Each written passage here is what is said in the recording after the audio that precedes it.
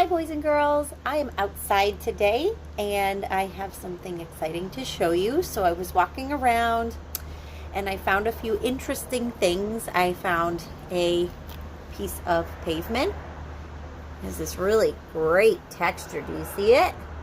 Look, all these little bumps and cracks in it. Then I found this piece of bark. It's actually like a whole piece of a tree with some bark. Most of the bark's really gone. But it's a big chunk of a tree that came off, probably rotted, and it has these beautiful creases and ridges in it, and that also has a nice texture. And then I also found one of these. This is from a pine tree, right? And this pine tree had the branch, this big branch that fell down on the ground. And this is a bunch of pine needles here, and here are some more pine needles over here. And then the branch itself is very small that I took. There was a bigger one, but this was good enough for me. And it has all these really tiny little creases and lumps. It's kind of scratchy feeling, and it has a really cool texture as well. So these objects I found outside.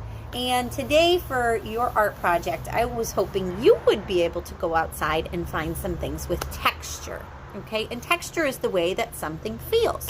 So I found some neat outside objects. If it's bad weather or maybe you don't want to go outside and do art, you can also find things that are inside. So I brought this outside. This is a fake flowers and a flower vase.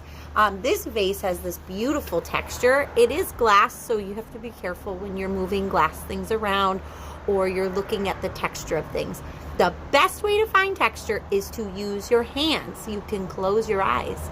You can feel a texture. A texture happens with your fingertips. You can feel it. Now, an artist has to find a way to draw a texture, because texture in a picture it's something you can feel. Would a piece of paper all of a sudden feel like a tree trunk or a piece of stone or this bumpy vase? I don't think so. So how do we get this to look the same way as these objects? What you're going to do first is you'll need a piece of a crayon, or maybe even a whole crayon, and you have to take all the paper off of it to make it a naked crayon. So this one's almost all set. I removed most of the paper. And I think there's two ways to use a crayon. We have learned this before. You can use a crayon with its tip, the point, but you can also put a crayon on its side and hold it sideways. It's a little tricky. You have to use your pincher fingers like this to do that. Hold it super tight so it's not rolling. You don't want it to roll. You want to hold it tight in your fingers so that you're rubbing the crayon. And your job is to find texture on things. So yes, you have to touch things. Yes, you need to find out, like, how do they feel. But then as our artwork, we're going to need to get that texture onto a piece of paper. We can draw it, but I have a really cool thing we can do as well. We can take a piece of paper, make sure it's like a thinner, like regular copy paper, nothing special, but nothing thick. It won't work as well with thick paper. And you're just gonna put whatever it is you wanna see what its texture is. Like maybe I'll take this piece of stone here, this piece of pavement, and put a piece of paper right on top of it, just like that. After you put it on top of it, you take your naked crayon, put it on its side, and you're gonna rub. Just like that. It is nothing that is hard to do.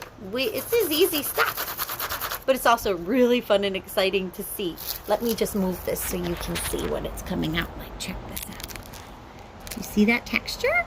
That was just from me rubbing my crayon, just like that, on its side, just like that. So that was just one texture that I discovered. There it is. This is a bumpy and rough texture that came from this piece of pavement. Now, if I had another paper, and I'm hoping you have a few papers to try some different things out, I'd like you to find at least 3 different textures for this art project. 3, okay? I have 4, maybe even more if I included the flowers too.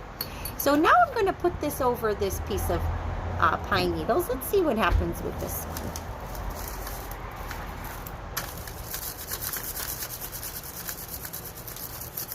And I'm also doing this on a sidewalk. You can kind of lose track of where it is. Where did it go? Oh, there it is. And I'm starting to be able to see that this has some texture as well. This one's a little bit harder to see. Sometimes it's harder to see. Sometimes it's easier to see.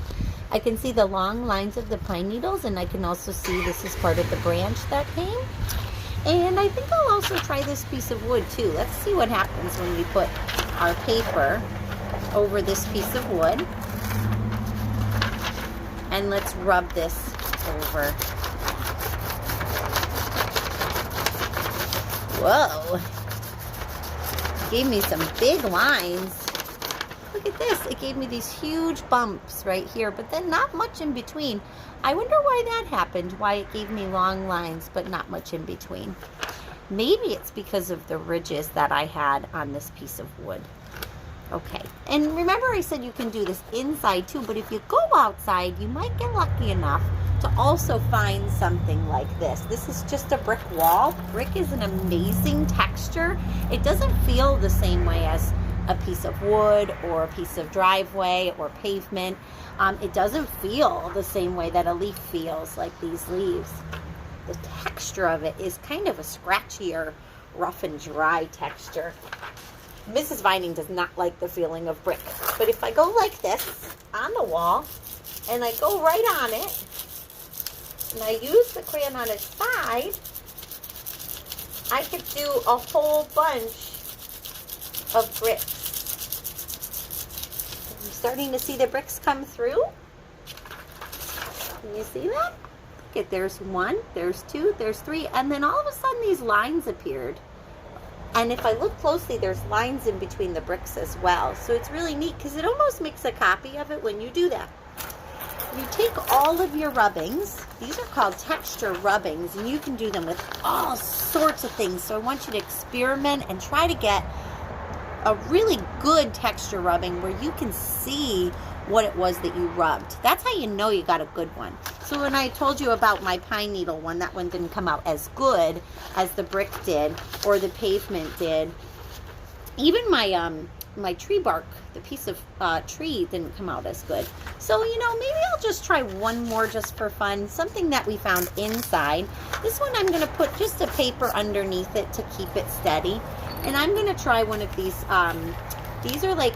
are just fake leaves. This fake leaf came off of a fake flower plant, and it's okay, mine's stuck, but I'll put it underneath and see what happens. Here I go. Just have to have a little bit of it under there. And I'm gonna go ahead and rub it lightly with my crayon. You can also use different colors crayons. Really fun to experiment with the different colors too. Oh, there it is. Now I could see it. Sorry, this one's kind of stuck, but you'll definitely be able to see this one. I'm going to try to get the whole thing. There it is. Can you see the leaf? Pretty cool, huh? See, I rubbed with the side of the crayon all the way around where the leaf was, and the leaf appeared. When I'm all done with my texture rubbings, I have these areas that I can fill in with more textures. I can cut out my texture rubbings and build a collage with them. If I'm really creative, I could even take the different textures and put them together to make a new picture. So I can't wait to see what you make with your texture rubbings. Maybe it'll be an abstract picture. Maybe you'll use brick rubbings to make a background and then leaf rubbings to make a person or a fish. Or, I mean, you could make anything you want. Maybe a little bunny rabbit with some ears because Easter's coming up. So have a great time creating, and I can't wait to see your texture rubbings. Bye!